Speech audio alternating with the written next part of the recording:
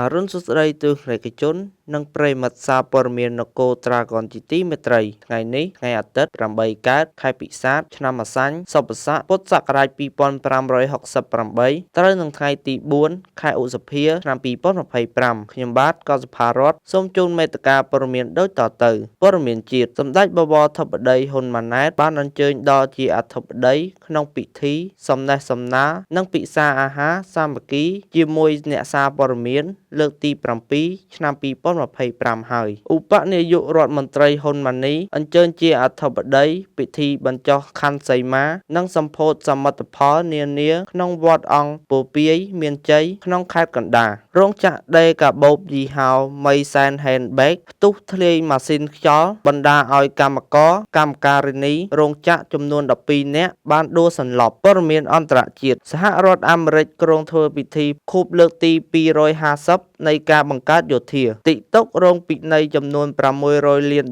ពីបទបញ្ជូនទិន្នន័យផ្ទាល់ខ្លួនរបស់ជនជាតិអឺរ៉ុបទៅកាន់ប្រទេសចិនជ្រីជួរ Prim Cambodia នាំចូលពីបរទេសមានគុណភាពខ្ពស់ប្រើប្រាស់សម្រាប់តុបតែងខាងក្នុងនិងរចនាបថតាមបែបសម័យនិងបុរាណបង្កើនភាពល្អប្រណិតថ្លៃថ្នូរដល់គេហដ្ឋាននីមួយៗតាមការចង់បានជ្រីជួរ PU របស់ក្រុមហ៊ុន Prim Cambodia គឺផលិតចេញពីវត្ថុធាតុដើមលំដាប់ខ្ពស់ដែលមានបច្ចេកវិទ្យាទំនើបនិងគុណភាពខ្ពស់ជួយអ្នកប្រើប្រាស់ជ្រើសរើសផលិតផលដែលត្រឹមត្រូវជាមួយនឹងតម្រូវការក្នុងការតុបតែងនិងរចនាបថសម្រាប់គេហដ្ឋានតាមការចង់បានរបស់លោកអ្នកបើបងប្អូនត្រូវការសូមទំនាក់ទំនងតាមលេខទូរស័ព្ទ088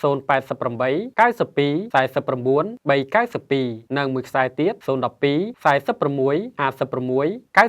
92ព័ត៌មានជាតិសម្ដេចមហាបវរធិបតីហ៊ុនម៉ាណែតបានអញ្ជើញដល់ជាអធិបតីក្នុងពិធីសំណេះសំណាលនិងពិសាអាហារសាមគ្គីជាមួយអ្នកសារព័ត៌មានលើកទី7ឆ្នាំ2025ហើយនៅវេលាម៉ោង4:20នាទីល្ងាចថ្ងៃសៅរ៍ទី3ខែឧសភាឆ្នាំ2025សម្ដេចមហាបវរធិបតីហ៊ុនម៉ាណែតនាយករដ្ឋមន្ត្រីនៃព្រះរាជាណាចក្រកម្ពុជាបានអញ្ជើញដល់ជាអធិបតីសំណេះសំណាលនិងពិសាអាហារសាមគ្គីជាមួយអ្នកសារព័ត៌មានលើកទី7ឆ្នាំ2025អ្នកសារព័ត៌មាននិងមន្ត្រីពាក់ព័ន្ធសរុបចំនួន5000នាក់សូមបញ្ជាក់ថាក្រោយធ្វើបច្ចុប្បន្នភាពគិតត្រឹមត្រីមាសទី1ឆ្នាំ2025ក្រសួងព័ត៌មានបានចុះបញ្ជីចំនួនសារព័ត៌មានជាតិបរទេសដែលកំពុងដំណើរការផ្សាយសរុបចំនួន1620អង្គភាពរួមមានកប្រព័ន្ធផ្សព្វផ្សាយទំនើបគេហទំព័រសារព័ត៌មានអនឡាញចំនួន839អង្គភាពទូរទស្សន៍ Digital ចំនួន12ស្ថានីយ៍ទូរទស្សន៍អនឡាញចំនួន9អង្គភាពទូរទស្សន៍ប្រភេទ OTT Over the Top Media Service ចំនួន12ស្ថានីយ៍ទូរទស្សន៍ផ្កាយរណបចំនួន3ស្ថានីយ៍ខប្រព័ន្ធផ្សព្វផ្សាយប្រពៃណីកាសែតចំនួន125អង្គភាពសមាគមសារព័ត៌មានចំនួន26អង្គភាពទស្សនាបតីចំនួន6អង្គភាពប្រតិបត្តិចំនួន12អង្គភាពទីភ្នាក់ងារសារព័ត៌មានបរទេសនិងការិយាល័យតំណាងអចិន្ត្រៃយ៍ចំនួន18អង្គភាពរោងពុម្ពចំនួន89សៀវភៅចំនួន22អង្គភាពភ្នាក់ងារផ្សាយពាណិជ្ជកម្មចំនួន3ក្រុមហ៊ុន Visu FM ចំនួន280ស្ថានីយ៍និង Visu AM ចំនួន1ស្ថានីយ៍ទូរទស្សន៍អាណាឡុកផ្សាយផ្ទាល់មាន16ស្ថានីយ៍ទូរទស្សន៍ផ្សាយបន្តចំនួន101ស្ថានីយ៍ទូរទស្សន៍ខ្សែកាបចំនួន46ស្ថានីយ៍រាយការណ៍ពីខ្ញុំបាទសុផាទុកចិត្ត Coffee and Tea មានលក់អាហារសម្រន់និងភេសជ្ជៈជាច្រើនមុខក្នុងការផ្ដល់ជូននូវសេវាកម្មជូនអតិថិជនដ៏ល្អជាមួយរសជាតិកាហ្វេនិងអាហារដ៏ឈ្ងុយឆ្ងាញ់ធ្វើឲ្យស្រស់ស្រាយពេញមួយថ្ងៃហាងទុកចិត្ត Coffee and Tea យើងខ្ញុំចាប់បើកពីម៉ោង7ព្រឹកដល់ម៉ោង7យប់រៀងរាល់ថ្ងៃច័ន្ទដល់ថ្ងៃសៅរ៍សូមទំនាក់ទំនងលេខទូរស័ព្ទ093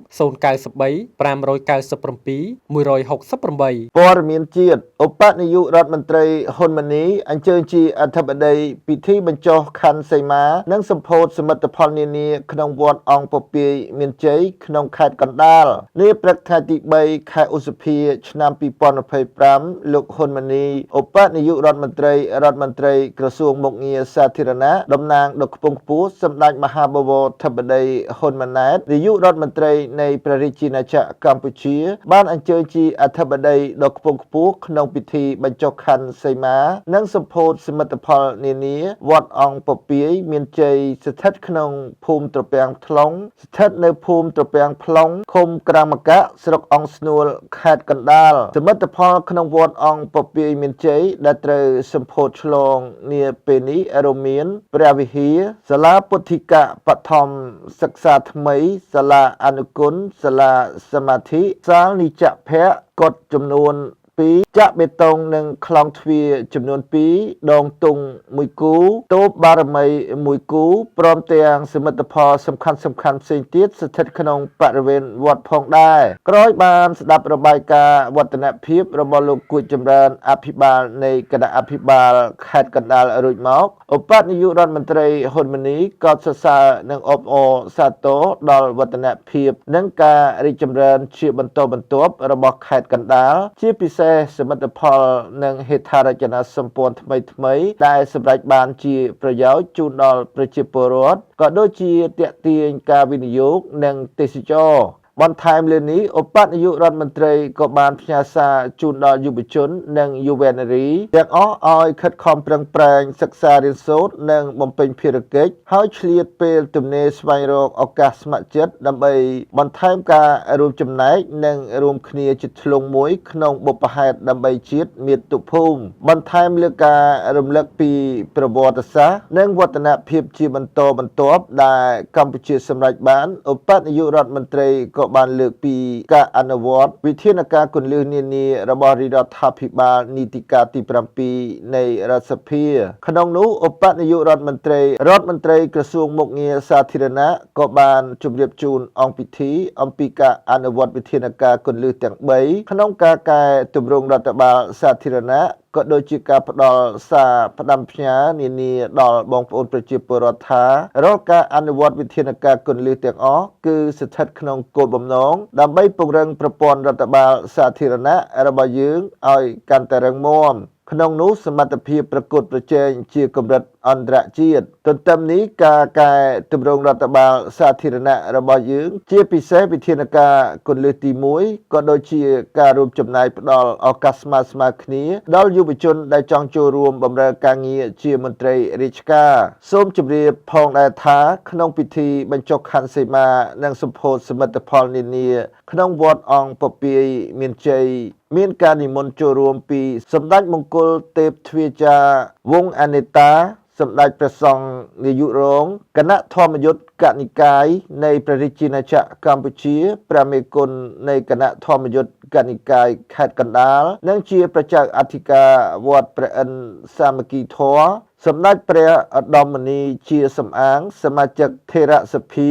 ព្រះអគ្គគាធិការរងនៃអគ្គធិការដ្ឋានពុទ្ធិកសិក្សាជាតិនិងជាព្រះមេគុណនៃគណៈមហានិកាយខេត្តកណ្ដាលព្រះឥន្ធានុបាលផិនផលីព្រះអនុគុណស្រុកអង្គស្នួលនិងជាប្រជាអធិការវត្តអង្គពពាយមានជ័យព្រមទាំងសម្ដេចព្រះរាជាគណៈព្រះថេរានុថេរៈគ្រប់ព្រះអង្គនេះឱកាសនេះដែរក៏មានការអញ្ជើញចូលរួមពីឯកឧត្តមលោកជំទាវសមាជិកសមាជិកាព្រឹទ្ធសភារដ្ឋសភាថ្នាក់ដឹកនាំក្នុងជួររាជរដ្ឋាភិបាលថ្នាក់ដឹកនាំមន្ត្រីរាជការលោកគ្រូអ្នកគ្រូក្មួយយុវជនកែរិទ្ធជាតិកម្ពុជាយុវជនកាកបាទក្រហមកម្ពុជាសមាជិកសហភាពសហព័ន្ធយុវជនកម្ពុជាសិស្សានុសិស្សពុទ្ធបរិស័ទបងប្អូនប្រជាពលរដ្ឋក្នុងមូលដ្ឋានសរុបប្រមាណ 2,500 នាក់រាយការណ៍ពីខ្ញុំបាទសុផាដំណឹងពិសេសដល់អតិថិជនដែលតែងតែគ្រប់គ្រងលើសេវាកម្មដឹកអ្នកដំណើររបស់ក្រុមហ៊ុនវរៈបុណ្យធម្មឥឡូវនេះលោកអ្នកនឹងទទួលបានការបញ្ចុះតម្លៃ 5% ភ្លាមតែម្ដងនៅពេលដែលលោកអ្នកធ្វើការទិញសំបុត្រតាមរយៈកម្មវិធី VET និងគេហទំព័រ www.warabuontham.com ព័ត៌មានជាតិរោងចក្រដេរកាបូបយីហោមីសែនហេនបេកទុះធ្លាយម៉ាស៊ីនខ្យល់បណ្ដាលឲ្យកម្មករកម្មការិនីរោងចក្រចំនួន12នាក់បានដួលសន្លប់ករណីផ្ទុះធ្លាយម៉ាស៊ីនខ្យល់នៅរោងចក្រដេរកាបូបយីហោមីសែន Handbag បណ្ដាលឲ្យកម្មករកម្មការិនីរោងចក្រចំនួន12នាក់បានដួលសន្លប់ហើយត្រូវដឹកបញ្ជូនយកទៅសង្គ្រោះព្យាបាលភ្លាមៗខណៈដែលជះចំហាយបណ្ដាលជះក្លិនពេញរោងចក្រនិងបង្កការភ្ជាប់ផ្អើលដល់សមត្ថកិច្ចមូលដ្ឋានចុះជួយអន្តរាគមន៍ភ្លាមៗករណីខាងលើបានកើតឡើងកាលពីថ្ងៃទី2ខែឧសភាឆ្នាំ2025នៅចំណុចរោងចក្រដេកាបូបយីហោមីសែន Handbag ស្ថិតនៅភូមិស្វាយទៀបឃុំអង្គពពេលស្រុកកងពិសីខេត្តកំពង់ស្ពឺយោងតាមប្រភពព័ត៌មានពីសមត្ថកិច្ចមូលដ្ឋានបានឲ្យដឹងថារោងចក្រដេកាបូបនេះគឺមានកម្មករកម្មការិនីសរុបចំនួន843នាក់ក្នុងនោះស្រី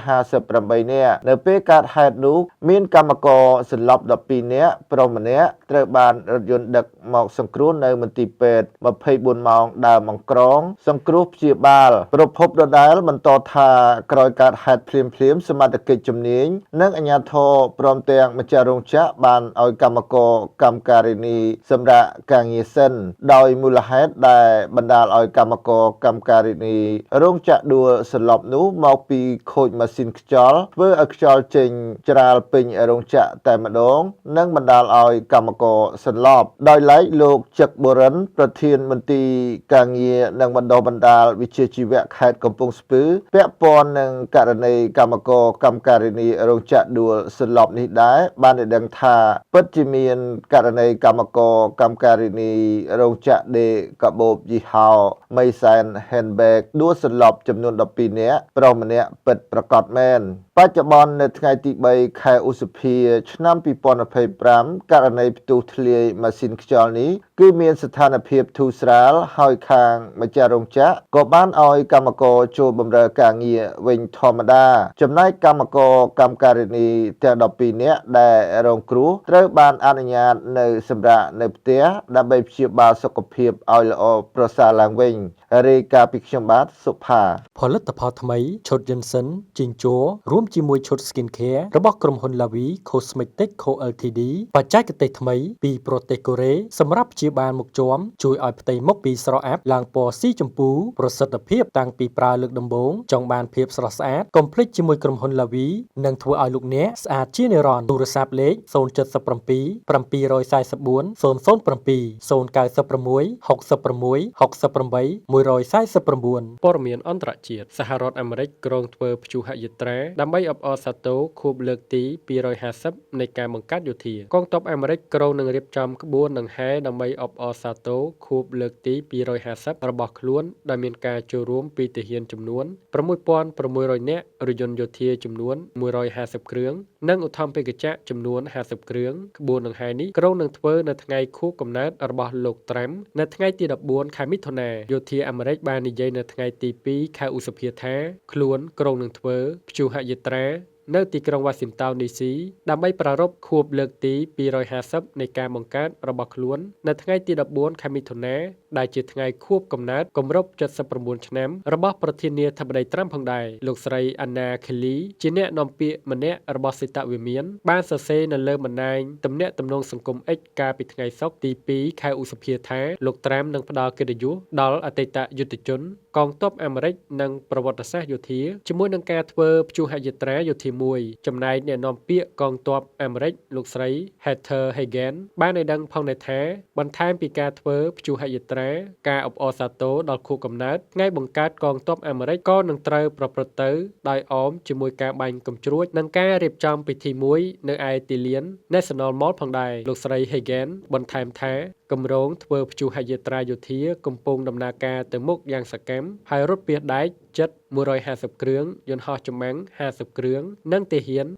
6600នាក់នឹងចូលរួមក្នុងព្យុហយាត្រាគួរបញ្ជាក់ថាលោក Donald Trump បានផ្ដួចផ្ដើមគំនិតរៀបចំការធ្វើព្យុហយាត្រាយោធាក្នុងទីក្រុង Washington កាលពីអាណត្តិទី1របស់លោកបន្ទាប់ពីបានចូលរួមព្យុហយាត្រាក្នុងទិវា Bastille Day ក្នុងប្រទេសបារាំងម្យ៉ាងវិញទៀតការប្រកាសពីគម្រោងធ្វើព្យុហយាត្រាខាងលើធ្វើឡើងតែមួយថ្ងៃប៉ុណ្ណោះបន្ទាប់ពីលោក Trump បាននិយាយថាលោកបានប្រកាសចាត់ទុកថ្ងៃទី8ខែឧសភាជាទិវាជ័យជំនះក្នុងសង្គ្រាមលោកលើកទី2ហើយបានផ្លាស់ប្ដូរទិវាអតីតយុទ្ធជនដែលប្រព្រឹត្តទៅនៅថ្ងៃទី11 ខែវិច្ឆិកាទៅជាទិវាជ័យជំនះក្នុងសង្គ្រាមលោកលើកទី1វិញរាយការណ៍ដោយខ្ញុំបាទពិសិដ្ឋ ផ្ទះវត្តគោមានសេវាកម្មដូចជាបន្ទប់ស្នាក់នៅទំនើបបម្រើសេវាម្ហូបពេលព្រឹកពេលថ្ងៃត្រង់ពេលល្ងាចម្ហូបខ្មែរអាស៊ីនិងអឺរ៉ុបមានអាំងហែលទឹកម៉ាសានិងមានរៀបចំកម្មវិធីអាហារពិសេសសម្រាប់គូស្វាមីភរិយាថ្មីក្រេបទឹកឃ្មុំទទួលទានស្រាសម្បាញ់នាថ្ងៃរំលឹកនៅវាលស្រែបដិសណ្ឋារកិច្ចគ្រប់អតិថិជនចម្រុះជាតិសាសន៍មានអាសយដ្ឋានផ្ទះលេខ